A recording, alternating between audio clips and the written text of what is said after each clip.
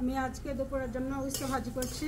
Simple রান্না, উস্তা ভাজি করব আর রান্না করব চাপিলা মাছ ভুনা। এই হচ্ছে আমার সাদাসিধা বাঙালিয়ানা গ্রামীণ স্টাইলে রান্না বান্না।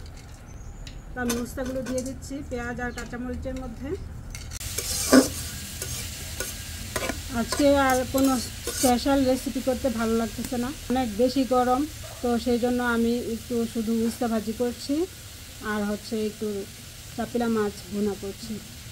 তো এতটুকুই আমার আজকে রান্না বান্না করব। অনেক গরম কি বলবো, গরমের যন্ত্রণায় কোনো কাজ করতে ইচ্ছা করে না, শরীর এত ক্লান্ত লাগে, ঘামতে ঘামতে অস্থির হয়ে যায়। এখন বসিয়ে দিচ্ছি আমি চাপিলা মাছটা, দিয়ে দিচ্ছি আমি পেঁয়াজ কুচি,